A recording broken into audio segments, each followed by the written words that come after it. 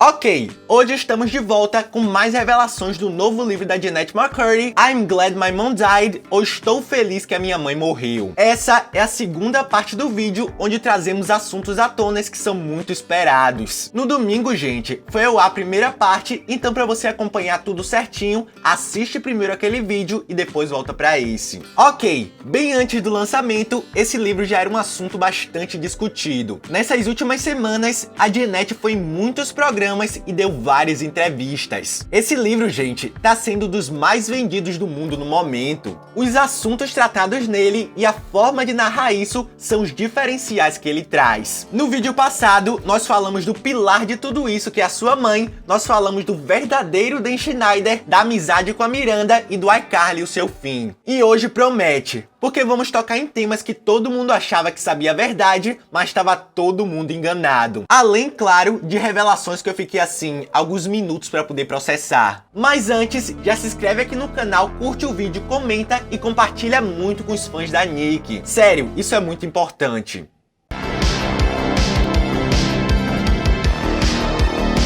Bom, se você acompanha os vídeos de criação, sucesso e fim daqui do canal, vocês devem lembrar que o Dan Schneider gostava de criar séries assim, com protagonistas que seguiam meio que uma linha. Tipo assim, Drake e Josh era do show da Amanda, eles ganharam seu próprio show que tinha Miranda no elenco. Então, a Miranda saiu de Drake e Josh e ganhou seu próprio show. Isso, gente, nos leva a um ponto bastante curioso do livro. Spin-off da favorita do Dan.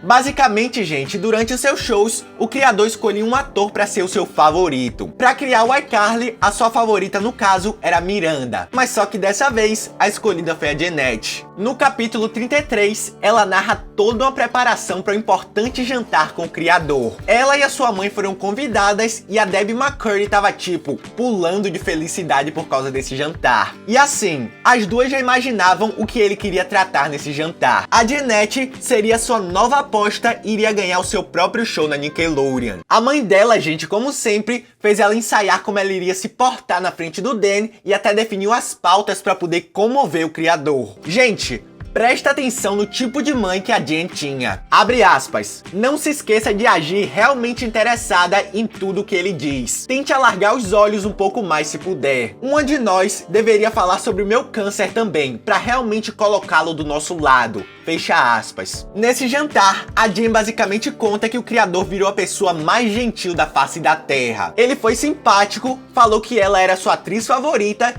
e que muitas com que ele já trabalhou tem uma coisa ou outra, mas nenhuma era tão talentosa como a Jen. A sua mãe estava feliz da vida. Ela estava se comportando como se ele estivesse falando isso pra ela. Porque assim, a cada pergunta que o criador fazia, a mãe dela respondia e fazia de tudo para poder agradar ele. O assunto tratado ali era realmente o que elas previam. O criador tinha escolhido a Jennette como a nova protagonista do seu próximo show. Segundo ele, esse seria um spin-off do iCarly chamado de Just Puckett ou apenas Puckett, se referindo ao sobrenome da personagem sem Puckett. Só que durante esse jantar, gente, ele começa a fazer chantagens. O criador fala tipo: ah, você sabe que eu poderia ter escolhido qualquer uma, mas eu escolhi você. Qualquer um daria tudo pra ter isso que você tá tendo agora.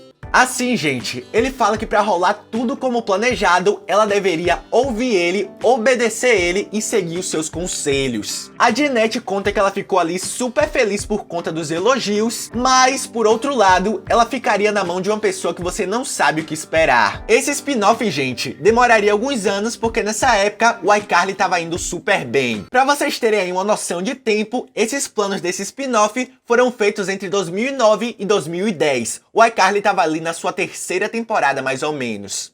Anyways, I want to thank you guys so much for going and downloading So Close, my first single. Ok, um assunto que deu início ao livro tinha o seu tempo marcado na linha do tempo. Em meio a tantas situações e muita fama envolvida, vemos uma situação delicada: a morte da sua mãe.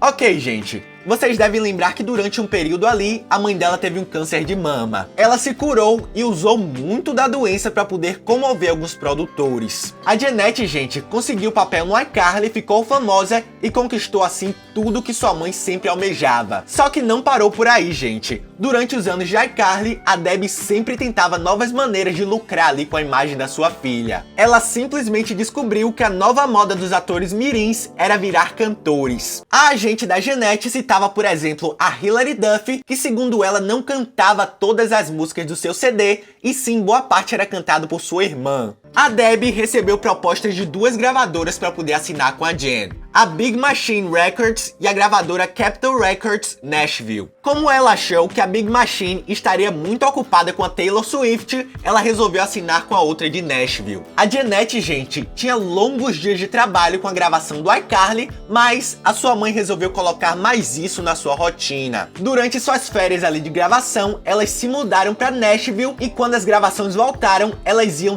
toda sexta-feira e voltavam no domingo para as gravações. Durante esse processo e o planejamento de uma turnê de divulgação de músicas, a Jeanette percebeu que a sua mãe estava muito comovida. Ela dizia ali que era por causa do talento vocal da sua filha, mas a Jen já tinha sacado o que tinha acontecido. O câncer tinha voltado. Só que dessa vez foi muito pior do que antes. A doença se agravou e a Debbie passou por péssimos momentos onde ela sabia onde isso ia parar. O livro narra momentos onde ela começou a ter que usar cadeira de rodas, além de várias ocasiões que ela foi internada e passou por cirurgias. Esse, gente, foi um período em que a Jen começou a ter liberdade e começou a conhecer o mundo longe da sua mãe. Ela largou a carreira de cantora para poder cuidar da sua mãe e pelo fato da Debbie não poder mais dirigir, a Nick cedeu um apartamento para ela ficar ali mais perto dos estúdios. Aí, gente, ela iria morar sozinha pela primeira vez, mas a sua mãe um dia disse que ia passar uma noite com ela e acabou morando lá por 3 meses. Assim, de tempo em tempo acontecia alguma coisa,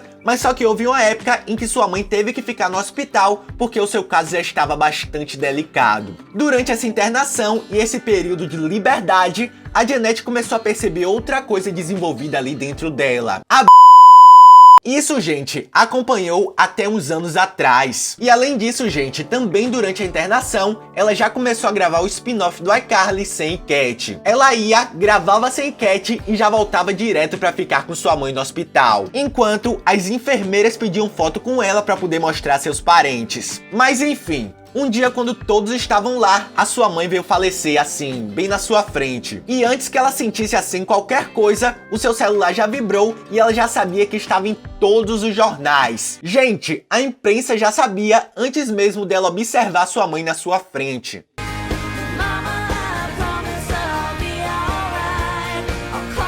Bom, um tópico tratado no livro é com certeza um dos mais polêmicos de todos. O fim de Sem Cat mais Ariana Grande.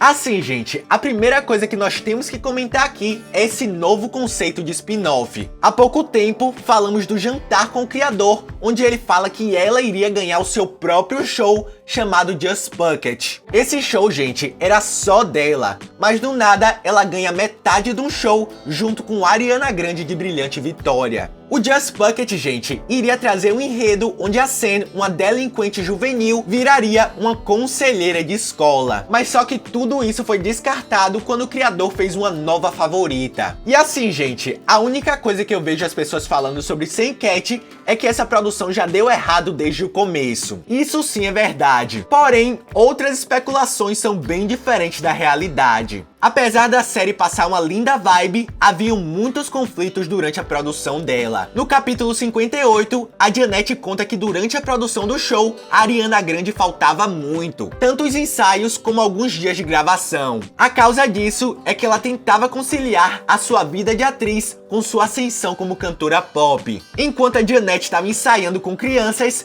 a Ariana estava ensaiando para uma premiação, por exemplo. Toda a produção, gente, dava uma grande liberdade à Ariana e a Jeanette era meio que deixada de lado. Ela conta que começou a ficar incomodada com aquilo porque ali durante o sucesso de iCarly, ela foi convidada para muitos projetos e a Nickelodeon, gente, fazia ela recusar todos esses projetos para poder não atrapalhar o andamento da sitcom. Mas no caso da Ariana, ela podia. E assim, eu tenho visto muita gente falar mal da Jeanette sem mesmo ler essa parte do livro. Gente, ela não fala mal da Ariana. Ela conta, gente, que começou a ter inveja da Ariana por conta dessa liberdade, dos efeitos ali com sua carreira e por conta da infância da Ariana. Ela queria muito ter uma infância onde ela tinha acesso às coisas e pessoas que a amassem. E além de tudo isso, gente, a Nick começou a adaptar os episódios por causa da falta da Ariana Grande. Isso deixava a Jen super incomodada porque ela queria ter aquele poder. E além do mais, gente, se vocês verem as duas ali na rua naquela época gravando alguma coisa, vocês vão ver como era o tratamento do público. Basicamente todo mundo queria uma foto com a Ariana e a Janet ficava tipo,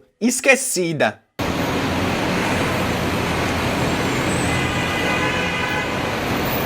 Assim, uma coisa que eu fiquei alguns minutos processando foi o fato dos escândalos com o criador terem estourado bem antes do que eu imaginava. Segundo a Janet, gente, durante as gravações de Sam e Cat, o criador estava proibido de se aproximar dos atores no set. Presta atenção, isso se deu porque os executivos teriam recebido denúncias de que ele estaria abusando verbalmente a produção e principalmente o elenco. Só que assim, a Nick, ao invés de demitir a sua fonte de ouro, ela colocou ele numa sala personalizada, com troféus, objetos importantes e 4 monitores para ele assistir toda a gravação. Se por um acaso ele quisesse opinar durante a gravação, ele tinha que escrever no papel e um assistente iria buscar esse papel para ler para todo mundo. Imagina isso, gente! Isso aqui é simplesmente uma bomba que muitos nem imaginavam. Assim, outro conflito que também rolou na série foi que antes de criar esse projeto, o criador prometeu a Janet que ela iria dirigir um dos episódios. Essa era uma condição que ela sonhava, já que isso poderia abrir portas para ela fora da atuação, dando início a uma nova fase da sua vida. Só que acontece que o tempo passou e a promessa foi quebrada. Ela ficou super mal, gente. Em um dos episódios, ela passou mal por conta disso e um dos responsáveis pela produção resolveu contá-la a verdade. Alguém super importante por trás do show falou que se ela dirigisse algum dos episódios, ele iria se demitir do projeto. A Nick tinha que escolher, era ele ou ela. Assim, quem será esse, gente? A partir daquele momento que ela ficou sabendo sobre isso, a série não importava mais pra ela. Ela começou a contar os dias para aquela série acabar e começou a não ligar mais nem pra decorar o texto.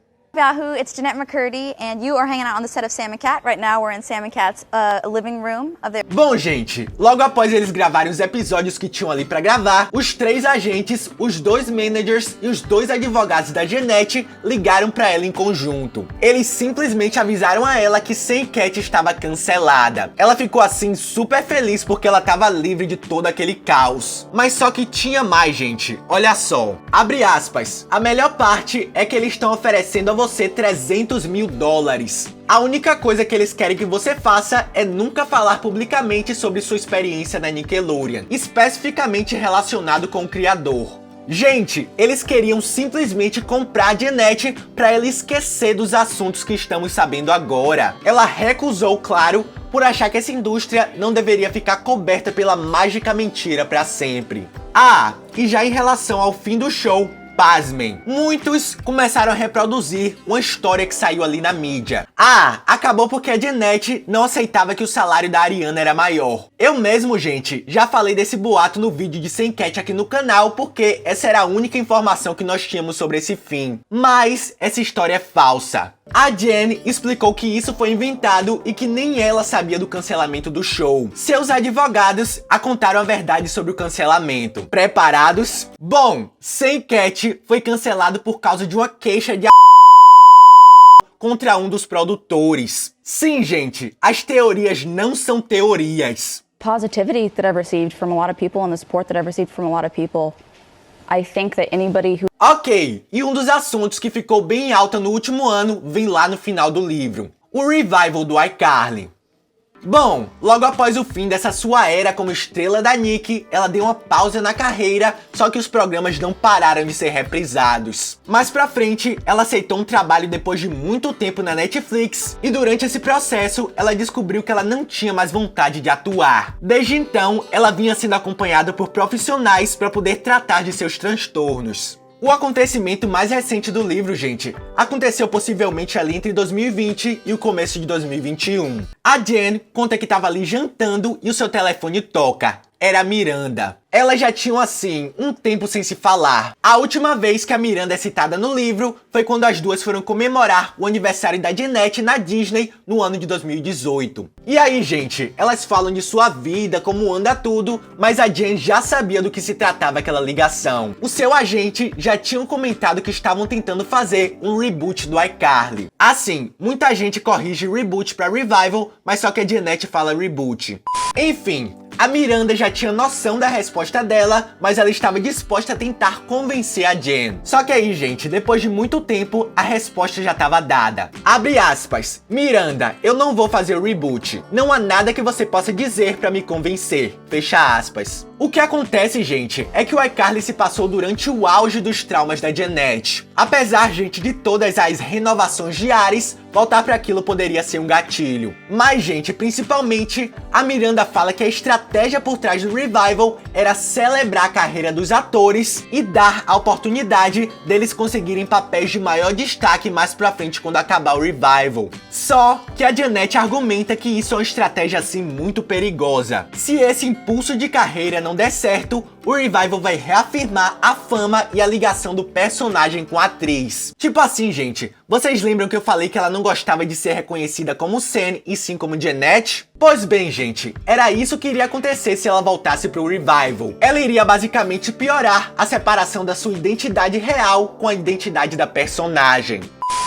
Bom, gente, nesse livro ela também fala sobre muitas coisas pessoais, como relacionamentos com detalhes picantes, a descoberta do seu verdadeiro pai e muito mais. Assim, eu só senti falta dela falar ali daquelas fotos vazadas durante o show da Nicki, mas ela entregou tudo o que a gente precisava saber.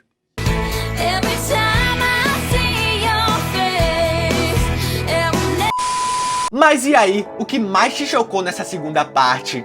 Comenta aqui embaixo que eu quero saber. Se você gostou, eu já peço que você deixe o like e compartilhe com muita gente. Ah, não se esqueça de comentar aqui embaixo a sugestão que você tem pro próximo vídeo. Muito obrigado por assistir, se inscreva para não perder nada e nos vemos no próximo vídeo da TV 2002. Tchau!